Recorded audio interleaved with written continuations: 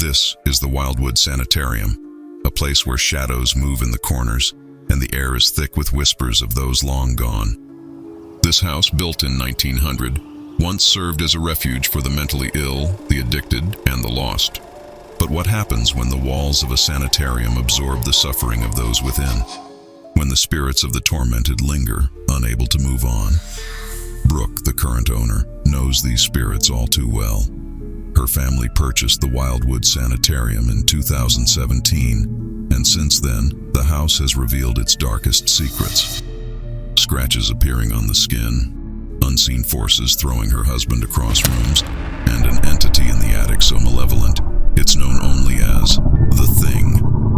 Brooke's passion for the paranormal has driven her to restore this house, but in doing so, she has uncovered more than just history. The third-floor doctor's office, where Dr. Perry once practiced, is the epicenter of the house's haunting. It's here that visitors feel the weight of the spirits pressing down, where even the bravest investigators have fled to the safety of their cars, too terrified to spend another minute inside. And then there's the basement, where rumors persist that Dr. Walter Freeman, the infamous inventor of the lobotomy, performed 7 of his cruel procedures.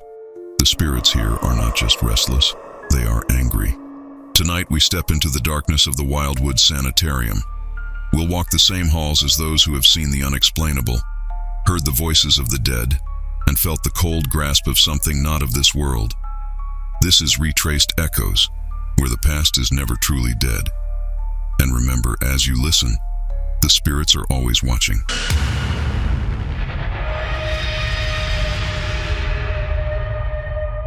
What an absolute killer introduction, and what an amazing location.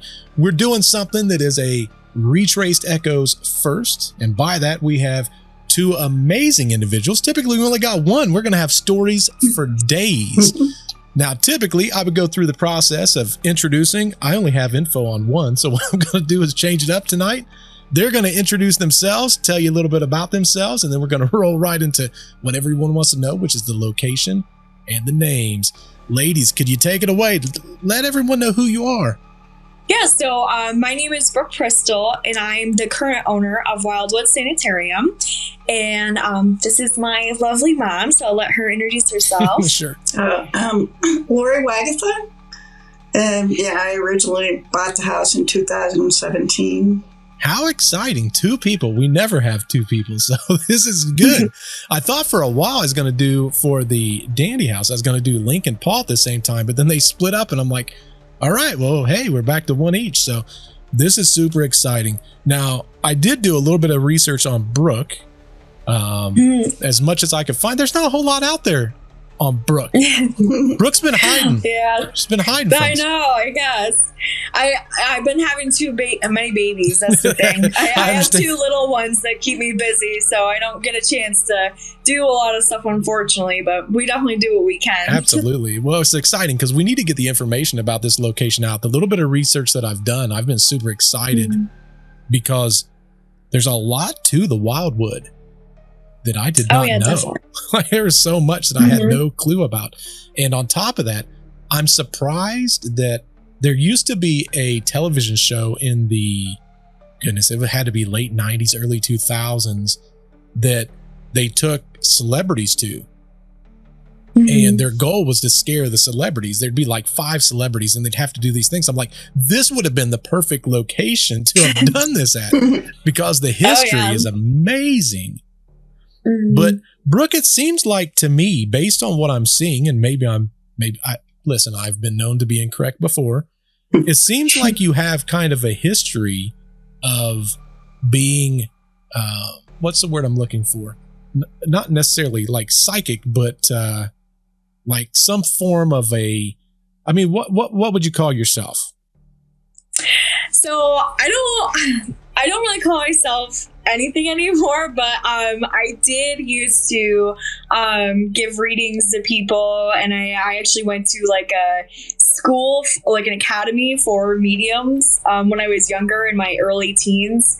That's kind of like what started our whole adventure, and why we got into ghost hunting was I saw spirits as a child, and I still do, but like I said, with everyday life and, you know, it just, the kids suck the energy out of you and all that, you know. And so it's definitely gotten less than when I was like a younger teen. But yeah, I used to do all the classes. I used to give people readings at conventions and events and all that stuff. And actually my mom too, I get my gifts kind of from her. She's, you know, even at Wildwood, she's given people readings just when they're doing a ghost tour or something. And she's always seen stuff too. So we're kind of a good mother-daughter duo. That's awesome. You know, the whole path that I've taken here, I think everyone has a story for why they start what it is that they do. Mm. And for me as a child, I had a situation that occurred that I've been pretty much trying to understand even into adulthood now. And, you know, I'm 46. So I've been trying to figure this out all these years.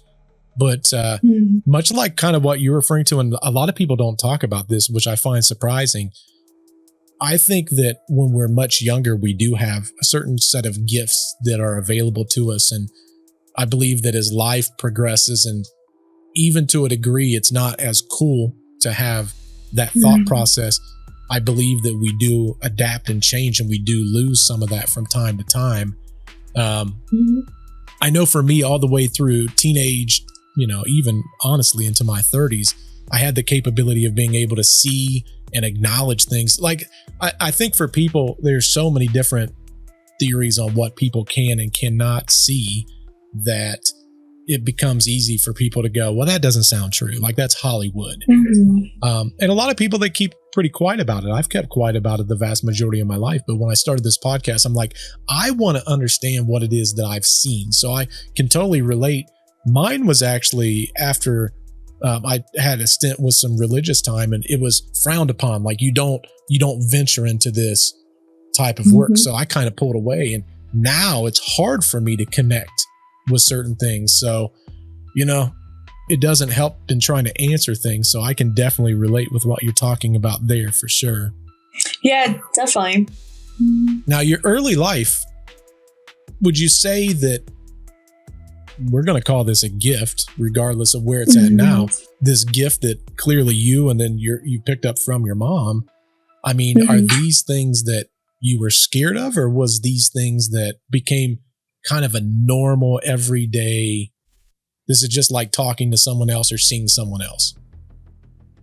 Yeah, I mean, I would say it was kind of both. Like, so my first experience, I was around 2 years old, actually. And I saw my uncle that passed away. He committed way before I was born. And I saw him. And at that point, it was just a normal thing. Like, I just saw this man fly through my window and told me not to be scared because I was camping for the first time. And then but there was instances I definitely did get scared. I mean, I remember being young and going to an investigation with my mom up in Buffalo, and I saw this woman, and she kept telling me that she was murdered. And then I saw her get stabbed in the face, and her face was all bloody and everything. So there definitely was times that were pretty intense. I mean, now when I see stuff, I'm pretty used to it, obviously, because we're at Wildwood every day. So it's just everyday life for us at this point. But there's definitely been instances that did scare me and everything. But now not too much scares me at this point. I will say, though, we just went to Western State Penitentiary, and I got scared for the first time in a long time while investigating at that place. That place is awesome. Yeah, that's one of that's on my bucket list. Actually, when I look at locations, there's so many that you can go to. But I'm like, I want to have an experience. I don't want to go to a location because it's haunted. I want to go and have that experience and potentially even connect with something, if that makes sense. Let's not get crazy. Okay. I don't want to see no one getting stabbed in the face when I go someplace. Okay. So we'll keep that to a minimum.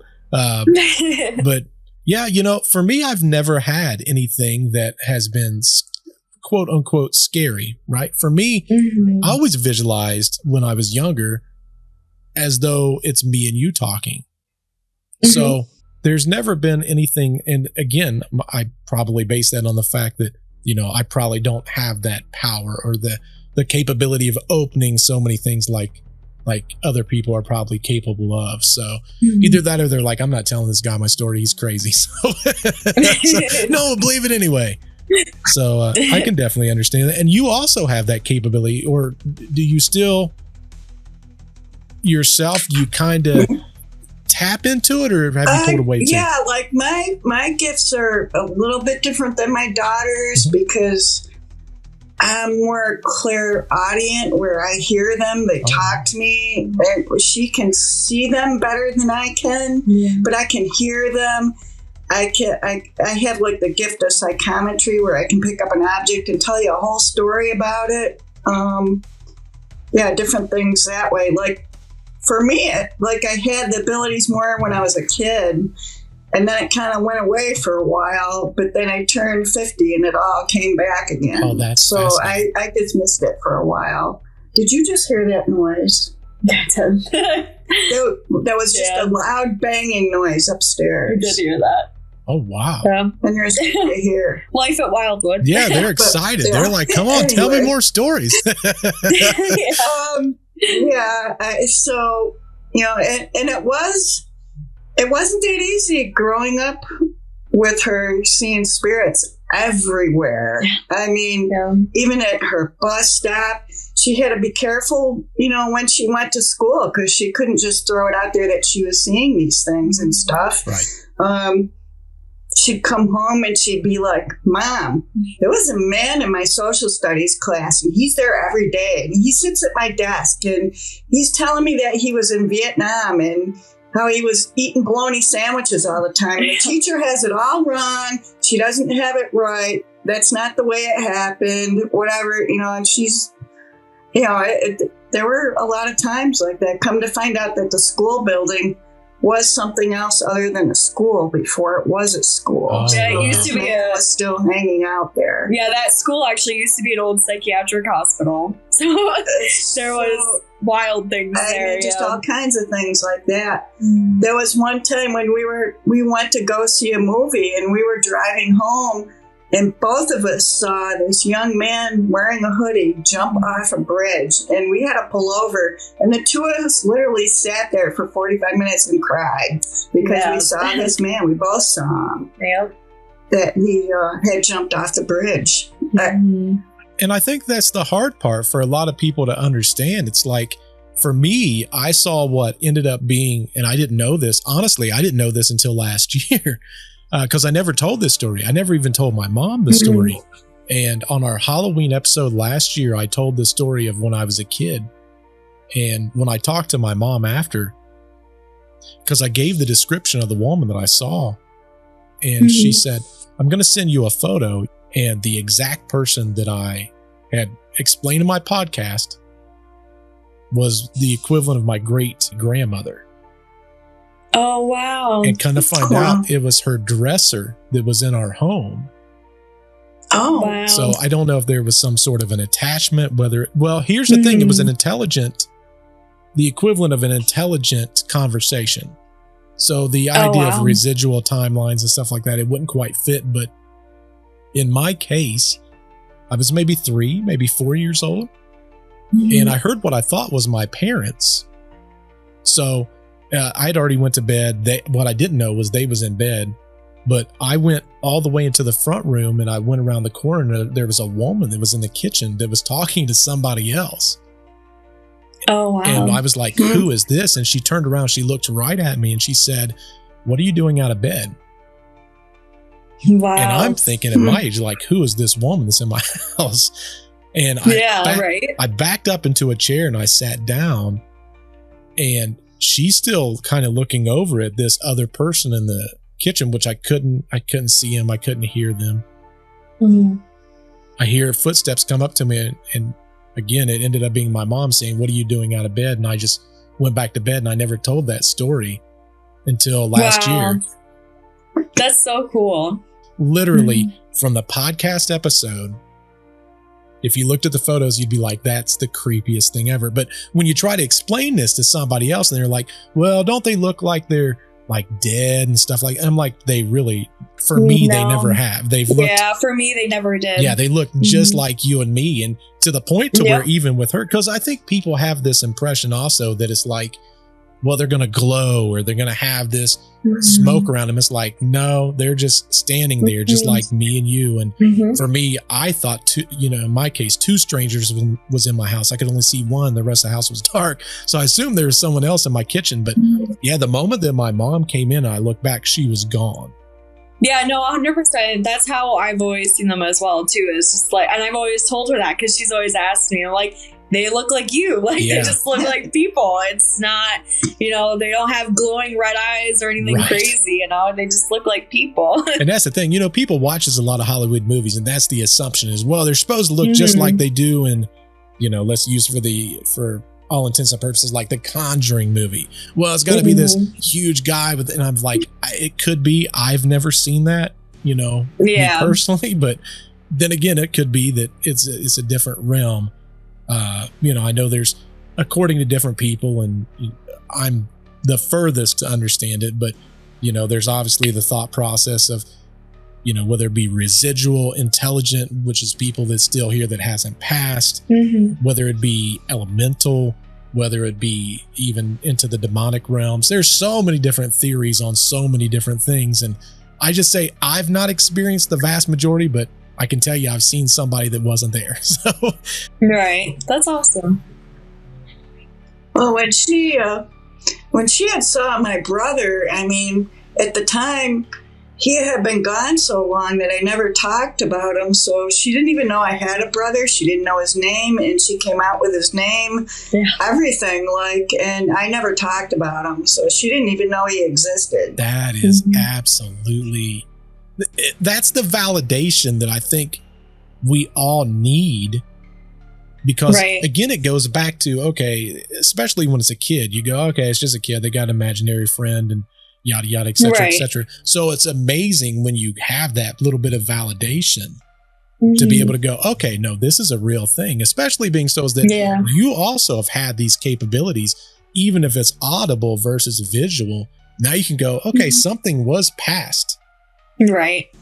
It makes me wonder if that's a, like almost a genetic thing, if that's some type of genetic power or capability, no differently than traits that we pick up just as humans in general. I definitely think it really is, because honestly, like my husband, he doesn't really see spirits or anything, but his intuition is insane. And his mom is the exact same way. And she's told me that her mom was the exact same way.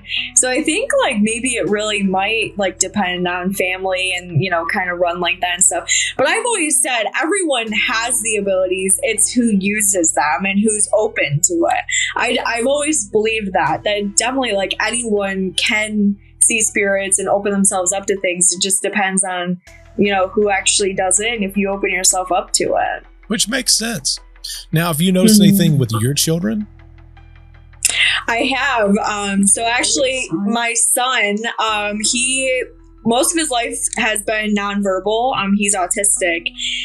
He just started talking kind of like about a year ago now, because he also has hearing issues. Right, yeah, he's 6 now, but he also has hearing issues as well. So his speech wasn't the best, but he through all of his life has seen stuff as well. I remember when he was a baby, he used to we had this one closet in my bedroom, and he would always look off to it and then look like he saw something, and then he would start crying. And then, a little later in his life, up until last year and stuff, he would come here, and he's here all the time. He loves being here. But he would walk around with us to do a history tour or something, and he'll go Mom, and what he does is he goes, ooh, that's how he says ghosts. And then he would go hide under a blanket. So I always thought that was so crazy. Our littlest, she's just turned 3 last weekend, so I don't know, she hasn't really shown too many signs or anything, but my son definitely has. Oh, that's amazing. There has to be something that's passed down. There has to be. Right. My mom can acknowledge things, but I truly believe that my grandmother would speak to whatever these things were. Oftentimes we would hear in her bedroom much later in her life, and she'd always be talking to someone, but there's no one else there. Mhm. But mentally, Yeah. she was very astute. So I think it goes back, I think, a lot of times where, again, people frown sometimes on the way that we talk. Mhm. And this is why it's so important to have a community. Like in a case like mine, I tell people, listen, this is a safe space, regardless of what it is that you want to tell. And that's the beauty of it. Anyone can tell their story on this podcast. There's no judgment, because no matter how much you think you know about whatever this realm is, we have no clue. And we won't know until we get to that point in life. And we're not there. Right. We're just never there. Right. So with the location that you've picked up there, that's a hot spot. That's an amazing location with amazing history. Now, I'm assuming with all the things that you've seen in the past, once this residence kind of came to be, it was obviously you that picked up the home first, and then it was passed down through the family. That had to have opened up a lot of doors from even from, you know, the gifts that you have, to be able to go, whoa, like this is different level. Like this isn't like being at home and seeing stuff. This is something significantly different. Oh yeah, definitely. Like, I mean, we've both had so many experiences here. Cause like I said, I mean, we're pretty much here once a day, if not twice a day. So, I mean, we're here all the time. And, you know, even like you'll be cleaning and you'll have an experience, or even when you're not even looking for it, which I think is pretty cool. Like, how in the introduction you mentioned the whole thing about my husband. When that happened, where he flew, you know, right in front of me, that we were just like cleaning, and you know, he was putting a board up on the ceiling, and that's when that happened. So it's definitely an experience, because you never know, like you can come to the house and it can be quiet and nothing happens, and you just feel like you're in a normal house and it's whatever. And then there's other times where like, yeah, I'm gonna go home early tonight. It's just, you know, it just depends. Yeah, for sure. Well, it's like, even from the get-go, I mean, at the time I wasn't even looking to buy a location or anything. It just kind of happened where some friends of mine in town said, hey, did you know the Wildwood Sanitarium's for sale? I just looked at them, and even like a lot of the locals, I didn't know what this building was, passed it hundreds of times and never knew what it was. And when I first saw it, the first day I saw it, I could not stop thinking about it. And I thought, there's a reason for this. So that's when I ended up purchasing it, because I'm like, there's got to be a reason behind it. And also, too, I wanted to mention that both of us are Reiki masters, too, for both people and animals. So I think with it being the sanitarium, it also drew us toward it, too, because it still wants to be a place of healing. So it knew that we were healers. Oh, for sure. And for a lot of my listeners, because a lot of them, they understand hauntings, and a lot of times when we get into a lot of the vocabulary, and self included, I want to make sure my listeners do understand exactly what that is. Could you please define that for the average listener? I'm going to say it, but I'm going to butcher it. I can assure you. So basically, like, the basic of it is it's like energy healing. So, you know, you can go and get a Reiki treatment, and, you know, it's like it can do with the chakras. It kind of depends on like what style of Reiki you do, but that's the basic gist of it, is it's energy healing. And then like you can perform it, like she said, on animals and people. A lot of people like sometimes they'll use it for people that have attachments, or some people that are going through a lot of mental issues. It really, it's an experience. You just got to experience it for yourself. For physical issues too. Yeah, I mean, definitely. And you can feel the energy coming off of a person, like say they're having problems with their knee or their back. You can feel it coming off their body. Like that's like a major area you need to work on. So. And usually, so like you go through training through a Reiki master is what they're called. And you go through training with them, and they attune you to Reiki. And basically, like it started in China. It's like an ancient Chinese medicine. And it was like a very cool experience even going through the training, because our teacher, I mean, she's one of the best in our area and everything, and she travels with monks a few times a year, and she actually her big thing is she gets paid to do Reiki on racehorses in Canada. That's like a huge thing that she does, which I always thought was so cool. But yeah, and like she said, is I definitely feel like the house wanted someone to return it back to what it was, and definitely back to like a healing place, because it's crazy because people will come here just for a ghost tour or a history tour, and we'll start up the spirit box. In 10 minutes they're crying because their grandmother or a loved one came through. We joke about it that it's not a public ghost hunt if someone doesn't cry because they get like a message from a loved one or something. I mean, it literally happens all the time. And I think that's really special about Wildwood, is it is a very healing place. I mean, we've pulled up to the house to clean or something, and there's someone out in the yard barefoot, like, oh, I'm just grounding because the house has so much energy and everything.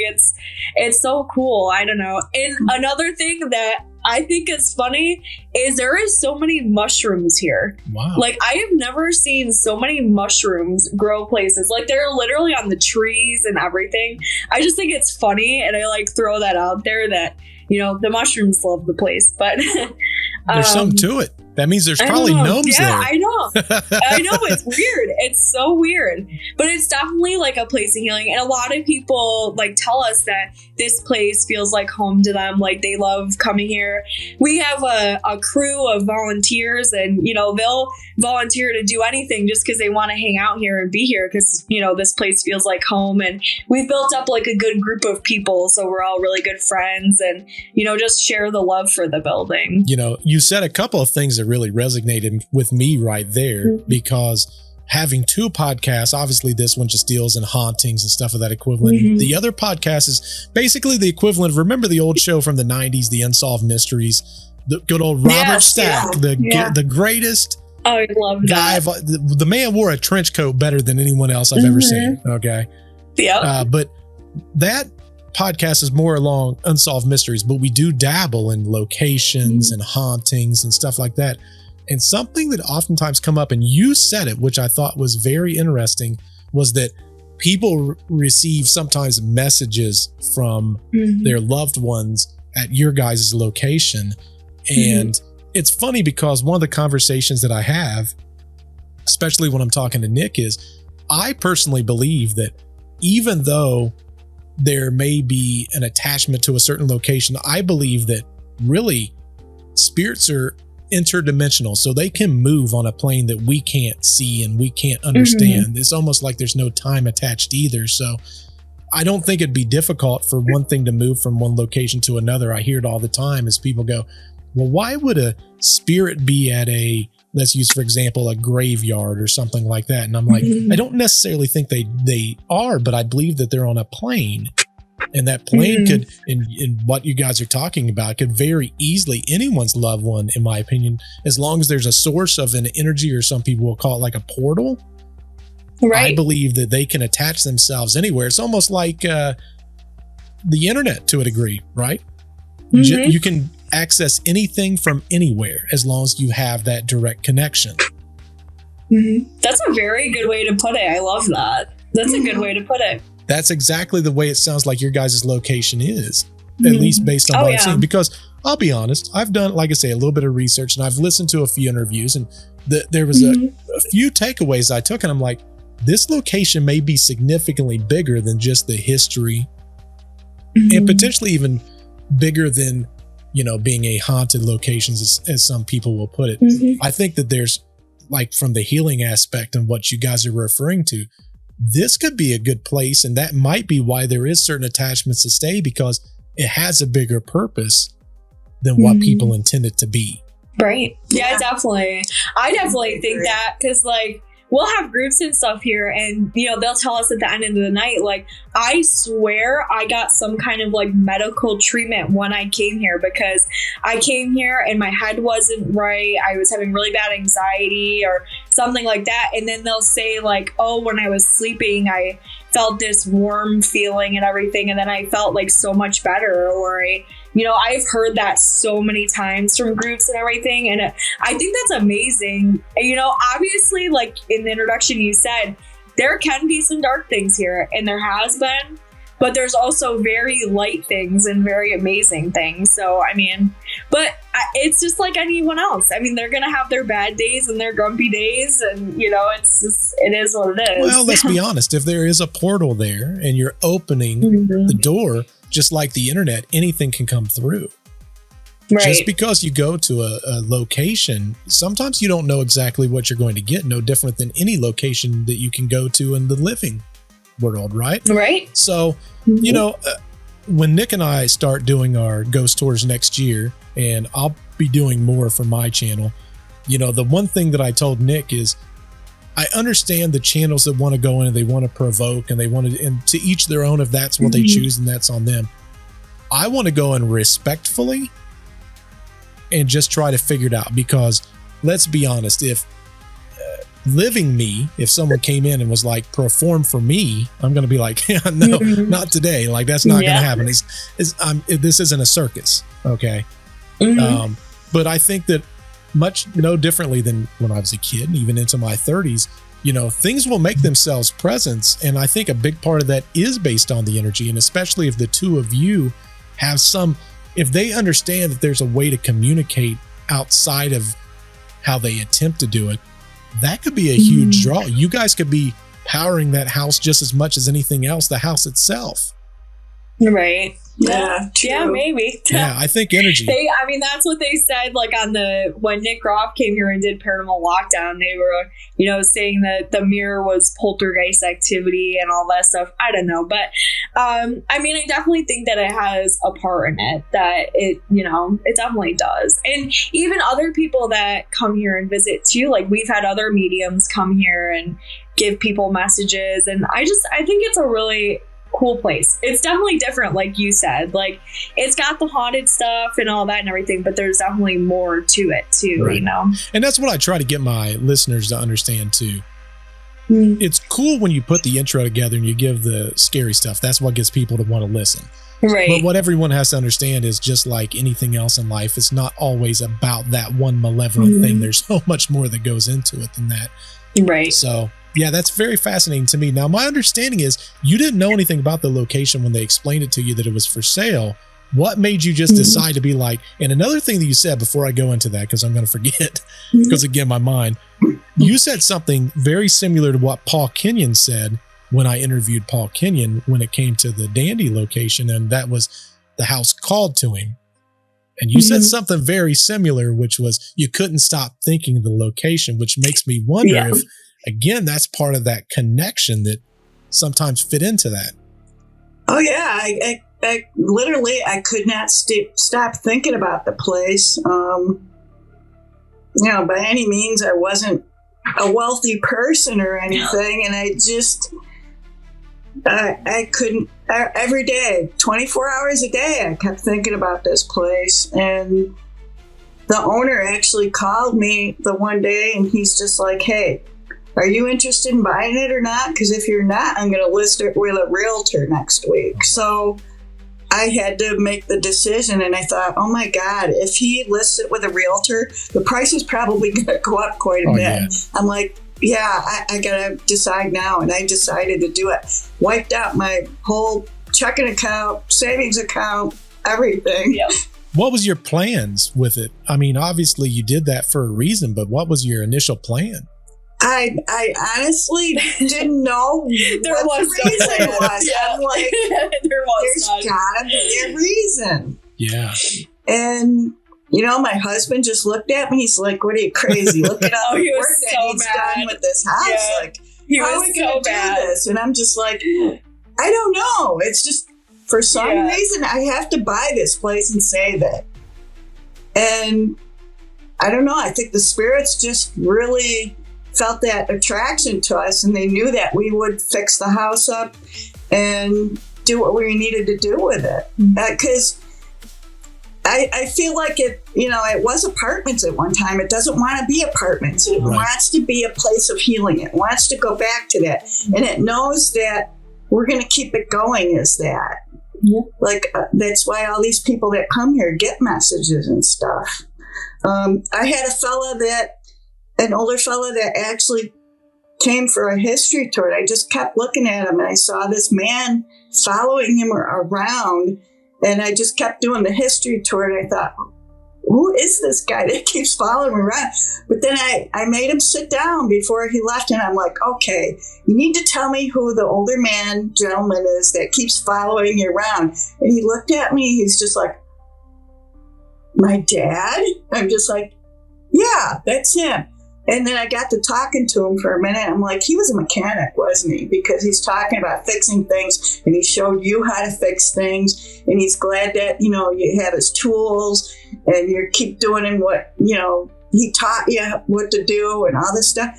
And he got the biggest grin on his face, and he literally cried. Oh, wow. Because he's like, oh my God, I always feel like my dad's following me around. I'm like, well, he is. Yeah. And I'm like, it came you to come here for me to tell you that he does follow you around. Yeah, that's amazing. And, he's happy. He's not in pain anymore, but he does follow you around. He likes what you're doing. He's proud of you. And, this man cried. Well, so like I said, it comes down again. People get messages here. Yeah. And sometimes we're not here and they get messages. Yeah. There was a girl that came to an event, and they had an event here. We weren't even here. And she literally heard her best friend's voice on a spirit box here and talked to her on the spirit box. And it was her best friend that had died in a car accident. She recognized the voice. She asked her questions that only she would know, and she answered them. I mean, it was totally insane, but that happens here. Amazing. And I think too, like even before we bought the house, so actually we have a new addition to our Wildwood crew that's super cool, and I'm so happy about it. I think it's awesome. So she actually grew up here. Her best friend lived here, all growing up and everything. And she said, how she explained to me, it was kind of that house where all of the teens and kids and stuff in the neighborhood always hung out, and it was everyone's safe space. So it kind of shows like it's always kind of been that safe place, safe place for people. And I think that's a beautiful thing. I think that's so cool. But I can't wait. Like, she's getting trained now so she can do tours for people. And, she's awesome. So we're so excited for that, too. That's amazing. See, it's stuff like that that makes it exciting for me because, like I tell everyone, regardless of what you think happens on the other side, something happens. Now, none of us is going to know until we reach that space. But it's good to have a hope that there's something beyond just the flesh and bones that we have here. But just as importantly, for a lot of people, it's good to know that maybe the ones that have passed before us, maybe they are with us. And I think that's a beautiful thing for people to be able to think. And I think that it's amazing that both of you are capable in some regards above and beyond the house and the property and the history to be able to provide some of that to, the people that definitely come there. I think that's a beautiful thing beyond words. Yeah, so definitely. Yeah, we're always finding out new history too, because we research different like older newspapers and things like that. We found some really cool articles and stuff, which is kind of cool. That's what I was just getting ready to say. When you took over the property was in disarray for the most part. It was not in the best of shape. You've done a lot of work to it. Yeah, I mean, it's still a work in progress every day, but we've definitely done a ton of work to this house. I mean, actually, so we're in the kitchen right now in the room above us. We joke around and we call it the moat room because when we bought the location, it had like a giant pool on the floor and it had a tarp on the ceiling and no roof above that. So all the water, when it rained, collected into this funnel onto the floor into a pool of water, and we had to take buckets and everything. We would spend the night here if there was thunderstorms and take the water and throw it out the window and everything. I mean, it was a mess, but I mean, since then we completely put a brand new metal roof on it, which is completely done now. And then we've completely redone the front porch. I mean, the hot water tanks one winter let go on the basement floor and flooded everything. So now it did have 2 hot water systems. So now we have a tankless hot water tank, which is super nice. And I mean, we've redone electrical stuff. We're working on getting ready to actually start working the plaster on the walls, because obviously you can't, fix the water damage without the roof being done. Sure. So now that that's done, we can start working on that. And hopefully this fall, we're going to redo the bathroom on the first floor. And it's a never-ending project, but we wouldn't trade it for the world. I mean, For sure. of course. I know that based on what I've seen, it seems like it's almost like a work in progress. But when you do a lot of that work, a lot of people say they do pick up extra, especially when it's a course of remodeling or building or adding to, that it can sometimes spike up some activity. Is that the case there? So sometimes, but I think it's more of like a happy spike. Like they like when we do things, and it sounds kind of kooky and we sound crazy saying this, but we do kind of ask their permission before we do. So like, even when we're on public ghost hunts or something and we're hosting it, we'll just throw out random questions, and the people that guess everything, they don't get it, and they're like, oh, okay, whatever. But we're asking these questions to study and see, like, what should we do next? What needs done? Like, what color do you want this room painted? Or, stuff like that. We always do that constantly. I mean, I was here just a couple weeks ago and I was asking the spirits about ceiling tiles and the guests probably thought I was crazy, but I was asking, the spirits about ceiling tiles and if we should put them in and stuff. And so I think that's like, they're just like, the spirits here are super big on respect, Sure. especially the doctors that we get on equipment and everything. So that's a big thing, is we try to respect their space and, ask them if we can. And it seems a little kooky, but yeah, we try and, respect them as much as possible because it's their home. That's how they still see it. So I must be kooky too, because I would probably do the same thing. So yeah. So now I know that based on the stories that I've heard from other interviews that's been done, is your thought process there, and there's no right or wrong answer, obviously, but is your thought process there that these were actually all living entities at one point, or do you believe that there's been other things that stepped in? Do you believe that it's not completely residual? There seems to be a lot of intelligent that seems to be occurring there also. Do you believe any of it's residual? What's your thought process on all of that?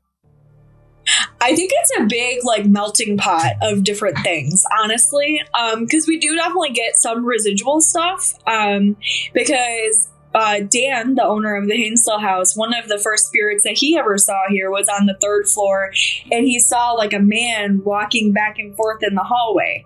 And when you think about it, like that would be a doctor or someone checking up on patients. And I feel like that's kind of like a residual thing. And we have some noises, like we hear walking around constantly. I mean, it's all the time. And I feel like, some of that, I remember one time, it was one of the YouTubers we did a seance with, and we were talking about tuberculosis, and all of a sudden we heard like this big wet cough. Wow. And like just stuff like that. But then of course, like we get intelligent responses, like obviously people getting messages from their loved ones and the doctors telling people certain things and different experiences like that. But then we also have things that, like you said in the intro, we don't really know what it is, and it's that thing in the attic. And I do have a theory on where that came from. I'm not positive, but we had this instant, and I think it would be like 3 years ago now, right after Halloween, we had a public ghost hunt. And this woman came, and the whole night she was acting a little weird, which is okay, whatever. But at the end of the night, she stayed past everything and was talking to us. And she said that she was being haunted very badly at her house. And she came, and that's why she came to the ghost hunt, because she wanted to maybe get answers about why that's going on, or, you know, something like that. And I really think whatever she had in her house, she brought with her and dumped off here. Because ever since then, there's been this thing in the attic. And the whole night was so strange because they were saying very things that were just out of character, like really just being nasty to people. And then we did an Estes session in the basement. And they were talking about there was a snake in the group and just weird stuff. And they were talking about the devil and that there was a snake in the basement and like all this weird stuff. And but if she like walked out of the room, everything went back to normal. And even on the spirit box, the spirits were saying that they were scared of whatever this thing was. And then church music came over, and then church music too, and it wasn't Sunday. Yeah, so it was weird. Very weird. And ever since then, this thing has been in the attic. We just leave it alone, and you know, it's fine. You know, they're always in that kitchen upstairs. There's always been a grumpy man, and his name is Charlie, from what he's told us. But I explain people, you know, I explain him to them as he's your drunk uncle at Christmas that gets a little crabby. That's how I describe him. He's not anything, you know, evil or whatever. He might cuss you out and he might say some inappropriate things. Get out. But he's not going to do anything crazy, you know? Yeah. It's just, you know, it is what it is. So I feel like we have like a good melting pot here. And then like, obviously the house is on Native American land as well. So we've gotten some things over the years with that too. And the doctors and everything were super religious. So we've gotten things with that over the years. So there's definitely just a whole lot of stuff going on. There's also a cemetery that you can see from like the kitchen window. So we are close to a cemetery too. A big one too, I think we get visitors from the cemetery on occasion too. Yep. I mean, we get some of the same spirits over and over, but then we also get new ones on occasion too. So see, and I always look for patterns. I think I'm a man of science in a science realm that probably doesn't exist, right? like parascience, which is what a lot of people will call this, you know. I look for patterns, and I find it amazing because I also did an interview with a man. His name was Joe, and Joe was possessed for 50 years. He was just exorcised. Goodness, this was last year, from an archbishop in Canada. And something that he talked about was he was being babysat at a location that had demonic entities in that home. And he also called it like a portal that would open. He explained everything as a portal. But what he said was when he would go to his grandmother's, it was like a duplex. She would rent out part of the duplex, I believe. But the people that would stay there was all elderly people, and these demons was leaving and going into this location. So similar to what you're referring to with that one person, I do believe that there's things that can attach and they can not necessarily detach. I don't know exactly how that part works, but I wouldn't be of the mindset to believe that it doesn't open something up at that location and it has some type of, again, it's like you're setting up something to where you can fast travel, right? For gamers out there, but you could fast travel to a location if you wanted to. So who knows what that could be? But the beautiful part of that location is it seems like that's pretty much on the minimal side. There's a lot more good there. Like if we're looking at good versus bad, there's 5%, but 95% that's good. You know what I'm saying? So I think that's the amazing part of the location. Now, with the constant work that you guys are doing, did you guys ever stay at the residence? Yeah. No, we spend the night, I mean, all the time. And, you know, we've just, over the years, and definitely like we'll have groups invite us to stay the night, and we're like, heck yeah, like we love investigating here. And I mean, we've obviously gone to other locations too and spent the night, and you know, it's always cool too. We've had so many groups experience things at night while they're sleeping, actually. Like this one bed on the 3rd floor, people always say when they sleep in that bed, their feet get touched. touched, and like it feels like the blanket's getting moved and their feet are being touched, which is kind of interesting because like what if they're like trying to do reflexology or something like that, where there's the pressure points in your feet and everything, like, or even just a nurse, like they do that in hospitals too, you know, they just check your feet and, you know, just to let you know that they're there or something. So it's always so interesting to me, you know, hearing that kind of stuff. That's interesting. What floor is that on? The third floor, yeah. Gotcha. Stay away from the third floor to want to visit. Gotcha. All right, perfect. We're making a list here. No, the third floor honestly is intense. Yeah. I mean, it just is the way to explain it. Sometimes you'll go up there and again, you won't feel anything and it just feels like you're in a normal house. And then other times, like you cannot breathe up there and it's so heavy and you can't be up there. My mother-in-law has been to the house multiple times. I actually got married here. And she would not leave the first floor. She's like, nope, I'm not doing it. She walked up there and walked right back down the stairs. She wanted nothing to do with it. And that happens often, honestly. It's actually, there's quite a few people that can't make it up to the third floor. They're like, I feel sick. Definitely. I can't do it. I'm dizzy. I got to go back downstairs. See, that's what scares me. That's literally what scares me. My Paul Kenyon says the same thing about the Dandy House is that some people do get sick when they go upstairs. And, you know, I never had anything like that happen until I went on a ghost tour in North Carolina. And it was Wilmington, North Carolina. And for those of you that don't know the history, there's basically an inlet where the ships would come in. We're doing this ghost tour and I'm all enamored with this history. I'm like, this is an amazing, it's like an hour and a half that you walk around the city and they got 5 locations. Oh, that's cool. I was doing great. We get to the 4th location and as we're walking up, I start feeling like horrible, like just nauseous. And I told my wife, I'm like, hey, go ahead and go. Because I'm sitting there, I'm like, I don't want anyone to see me get sick. Like, if I'm getting sick, I'm getting sick. Like, let them. Right. I'm like, what did I eat? Like, this is crazy. But as she walked up there, the tour guide that was doing the history is like, people that are sensitive will get sick at this location because it used to be the gallows. Oh, wow.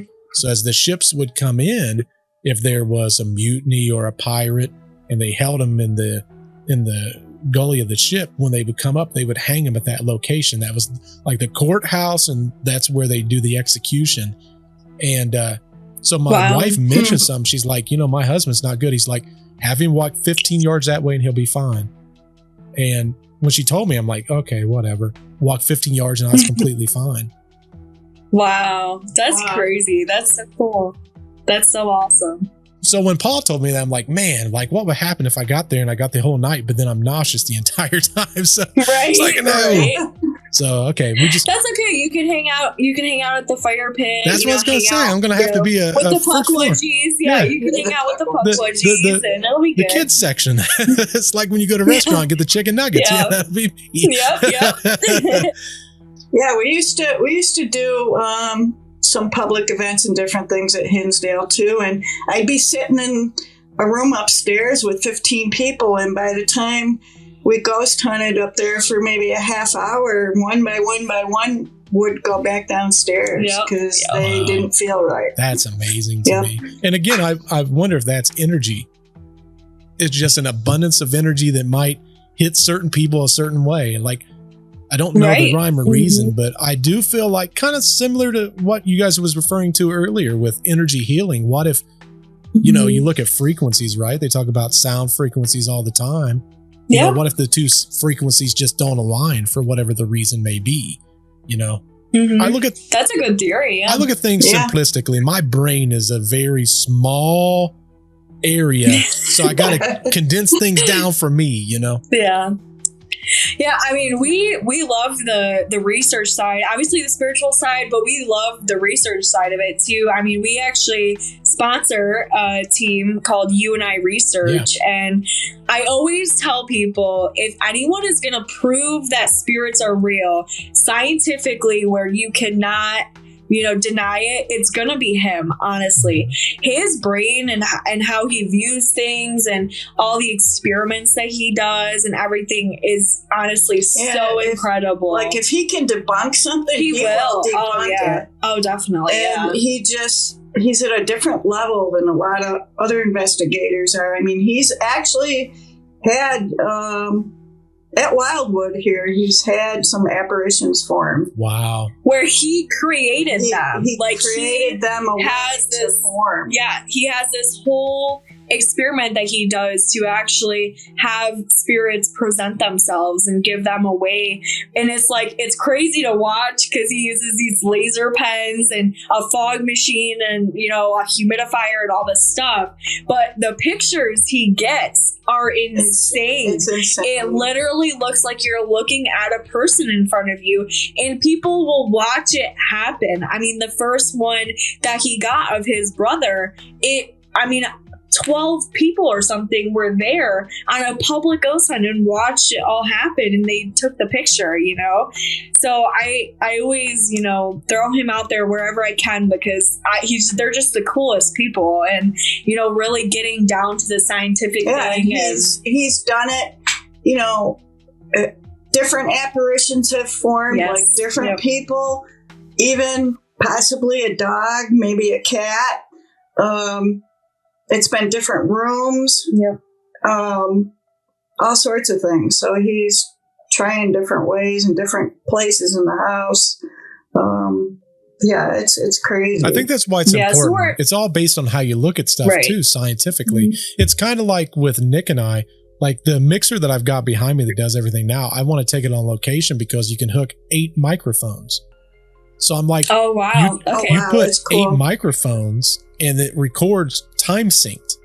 So like what I want to do is when we're done doing an investigation is uploading everything direct to our website. And then as we create our files, everyone can go back to the originals unedited and they can look at what it is. But it's funny because the things that you talked about, there was a few different books that I've read.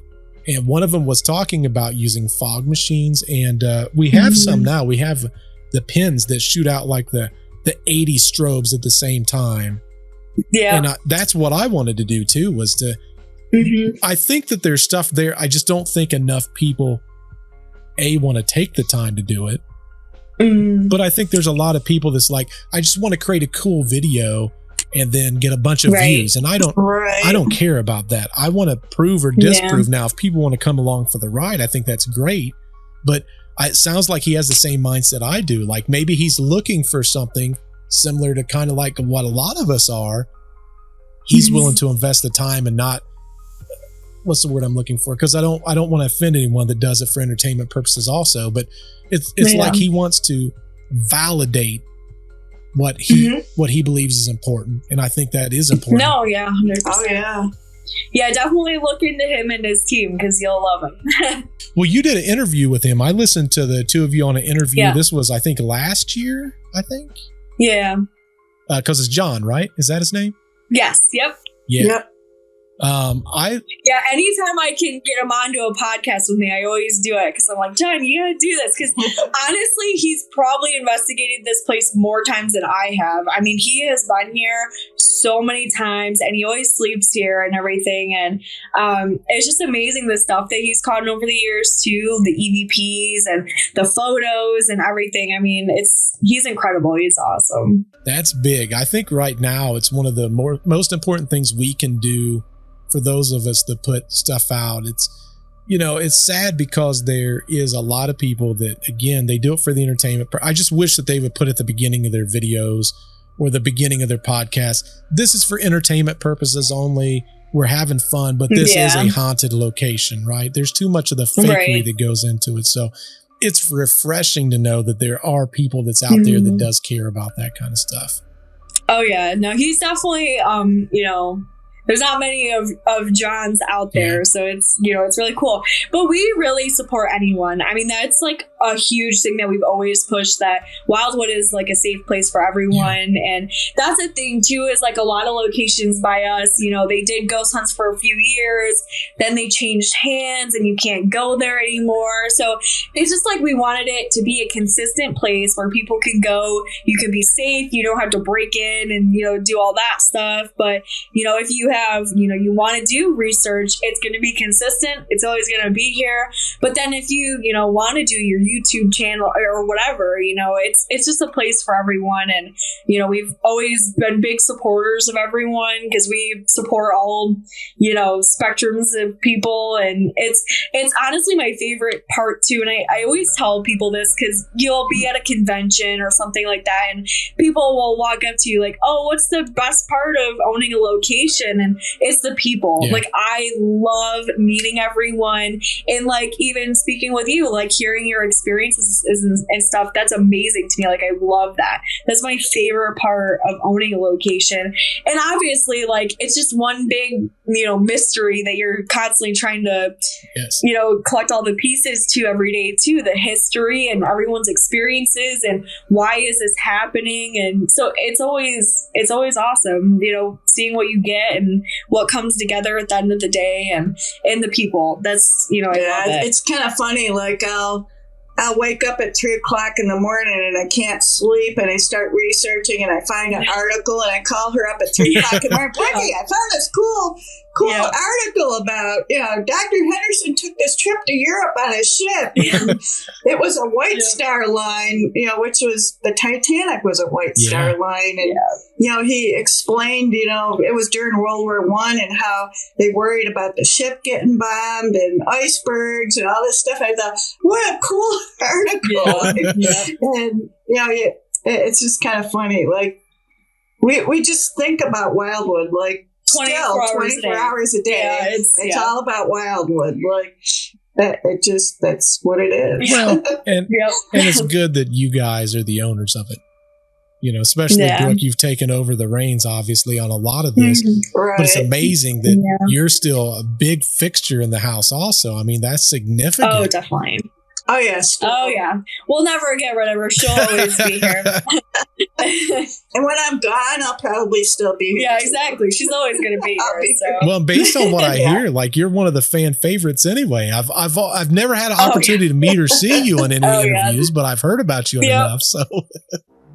Yeah, no, literally, it's so funny. Like, we always joke about it. Like, if I go to a convention or open the house or something, they'll always ask me, like, oh, where's Laurie? Like, where's Laurie? Like, where's the cute old lady that owns it? And I'm like, gee, thanks, guys. But, it's always funny. And everyone loves Mom. They always love Mom. Yeah, and that was kind of the stipulation, too, is she's going to have to pass it down to one of the grandkids. For sure. It'll always be in the family. So we're trying to keep it in the family. So. Well, that's important. I mean, it's just as much become a part of you as what the house was this previous history too. And that will be a lineage that will be passed along, which is amazing. When you look at the location and all the many different things, you guys are just a chapter in a book that's already had so many chapters before.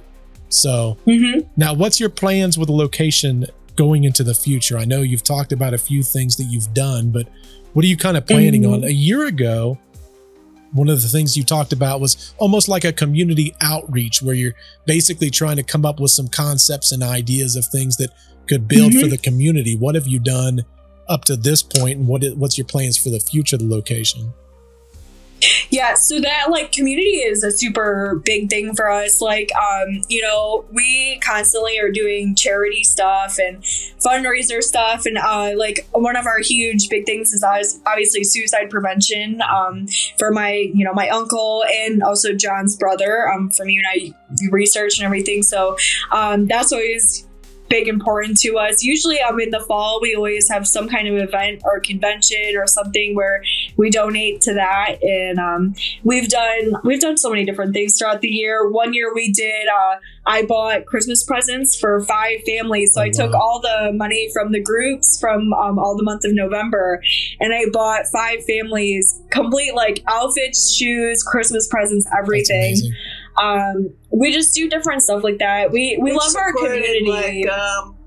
Like the Salamanca School will have, senior trip, and they need help, paying for someone to do their senior trip. We'll sponsor them. We've done everything from Easter egg hunts here to just all sorts of things, like all different kinds of things. And that's definitely something like I think that's important to Wildwood, because again, like it wants to be a safe space, it wants to be a healing place, and so that's just something we've always been big on. Just like if like Dan's daughter currently, how she's battling cancer and everything, we did a raffle for a free investigation at Wildwood. Or there was another location too where their boiler system had to be replaced, or basically they had to shut the location down and everything. So what I did is I threw it up on Facebook, and I'm like, all right, auction for a night at Wildwood with me and Zach, and whoever's the highest bidder at the night, just put the money on the GoFundMe and we'll do the ghost hunt. We always do stuff like that.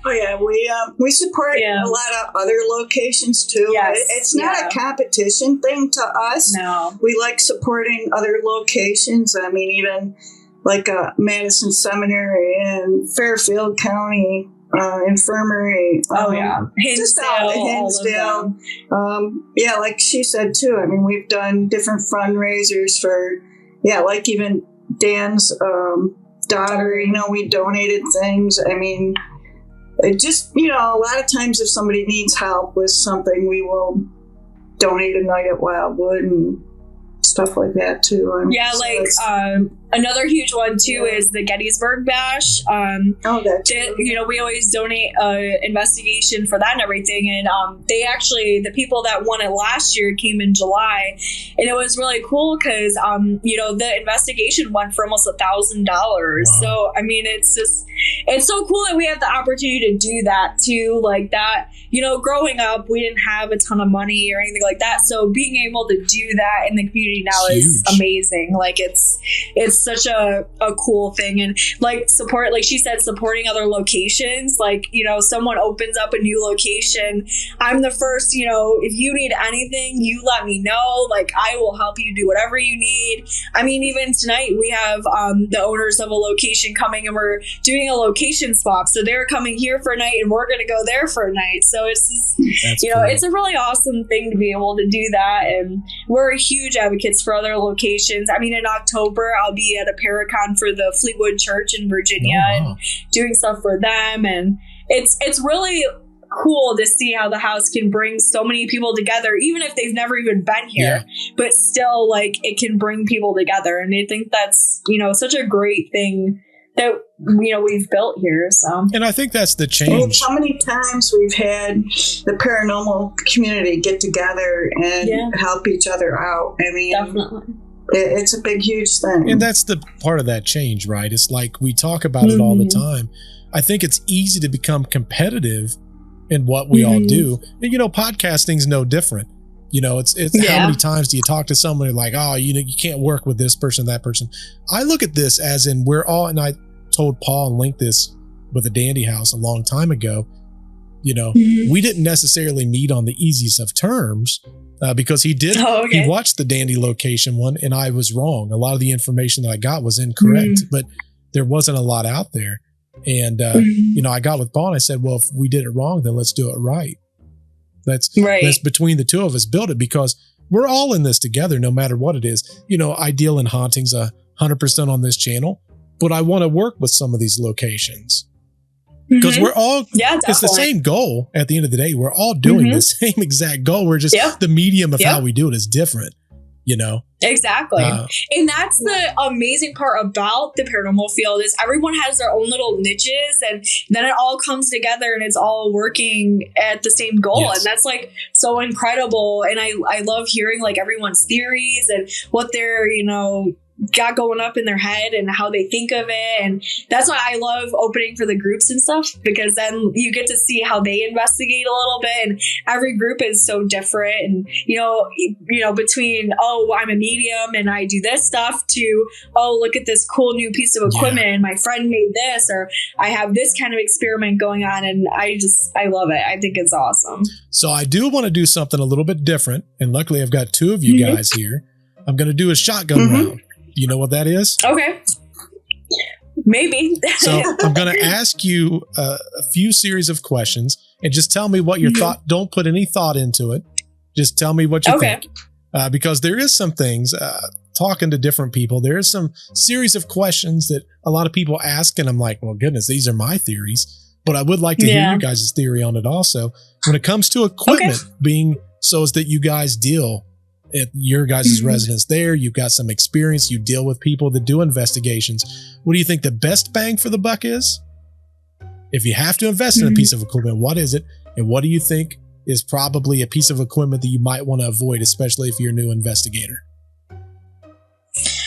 Oh, okay. So I would say, so if someone was coming here to investigate for our location, I would say, honestly, the best piece of equipment that you can have is a recorder or a spirit box. They are very vocal here.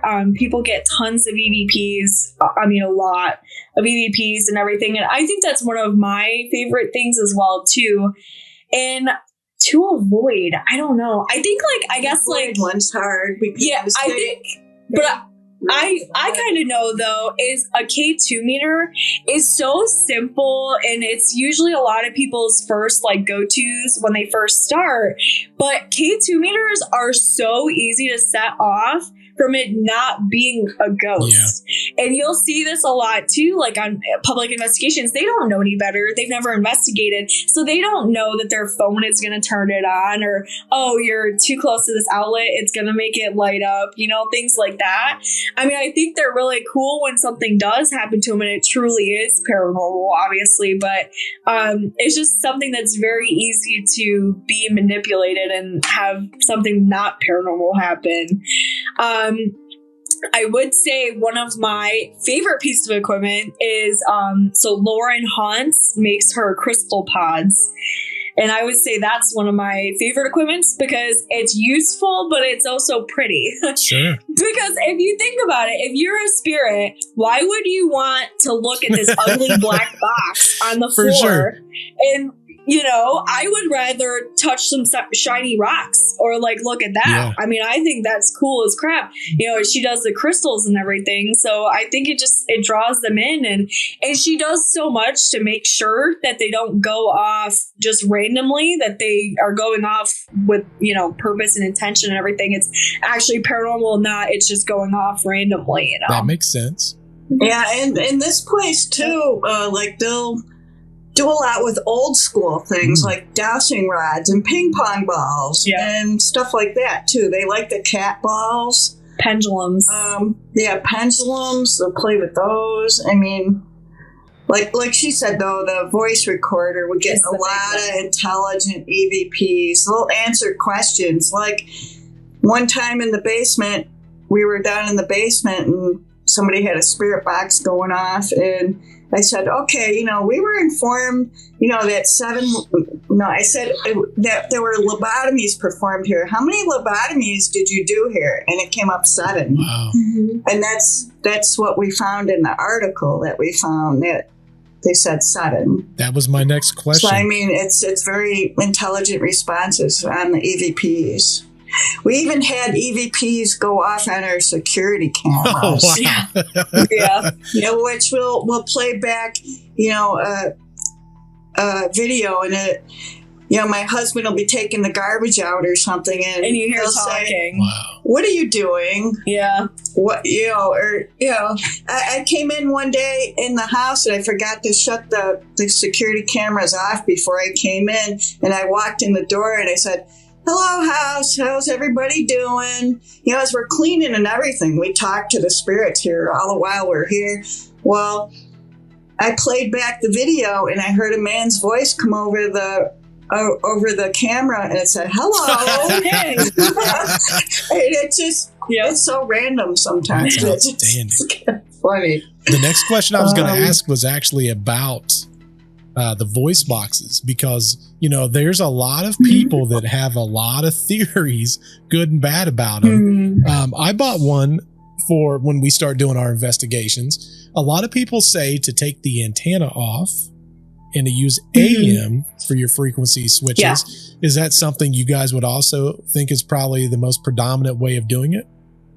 So that's actually how we do it. We have a spirit box made from Jeff Fent, and it's made from pieces of the house, actually. Wow. And we always put it on AM. That's just something we've always done. Because I think, like, out here, that gets the best... Less interference and everything. Yeah. So we've always used AM. And the spirit box that Jeff made for us is made from wood from the house. Yeah. That's amazing. Did you hear that again upstairs? I just heard another noise. Anyway. I didn't hear that one, but I heard the other one. Yeah. But anyway, the spirit box. I mean, it's amazing what comes over that spirit box sometimes. John had came to visit, and we were down in the basement with the spirit box, and he came down the steps, and clear as day, a man's voice came over the spirit box, and as he came down the steps, it said, "My brother, my friend." I mean, clear as day. That's awesome. Yeah, you can't deny some of the things that come out of it. Yeah. Wow, that's amazing. Whenever I hear stories like that, I'm like, how cool of an experience would that be? You know, having it when I was younger, it's kind of being gone from it for so long. It's kind of like, wow, you know, hearing the stories now, it's like, you know, that kind of stuff is still there. Well, I promised these two amazing ladies that I would be done with them to have enough time to finish up what they're doing. They got their tour that's going to be going on this evening. Before I do want to jump off here, though, I do want to give you an opportunity to kind of shout out your location, what is you do, your pricing. Availability is another big one, because with the Dandy House, I know it's like a year out if you want to book. Yeah, we're pretty much at that point too. But so you can do for an overnight investigation or a ghost tour, a history tour, any of that can be booked right on our website. There's a little book now button at the top of the website. You click it, pulls up a great calendar that shows all the open dates and everything.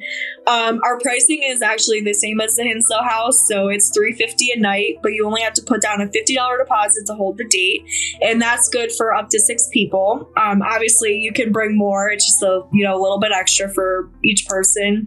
And then we have some big things coming up in October. So we're gonna have our public ghost hunts that we always have during spooky season, and different things like that. It's best to if you go on our Facebook page, Wildwood Sanitarium Restoration Project.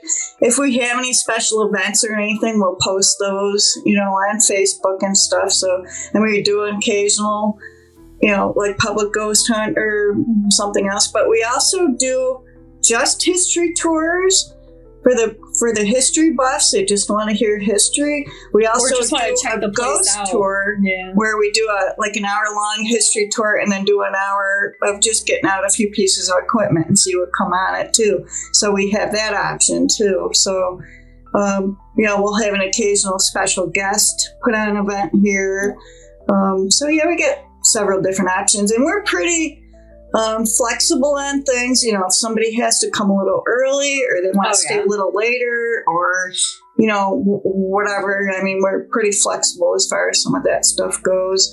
We don't have a problem with people taking pictures or filming or, going live, any of that stuff. Yeah, any of that stuff. Yeah. We don't have a problem with that. And we have full accommodations as well. So like beds, a full kitchen, full bathroom, all that fun stuff. I will say we're, I'm hosting an event with, lady, and we're doing that in March, where we're doing a girls' weekend sleepover party where we're going to watch scary movies and ghost hunt. And so we try to do different things all the time and keep it exciting and change it up a little bit.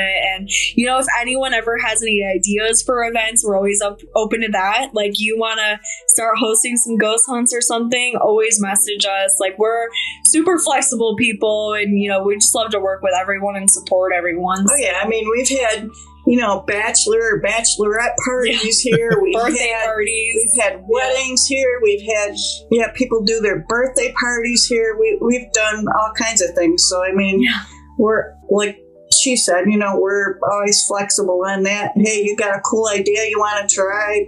Yeah, I mean, that's great. Yeah, we love it. So. Oh, yeah. That's the big stuff right there. Well, hopefully y'all enjoyed this podcast. I wish I had like another 5 hours. I could go on and on. I still got questions for days. I know. Yeah, we'll have to do it again sometime. For sure. Well, thanks for everyone to stop by. Until we see you on the next podcast. Goodbye. Bye.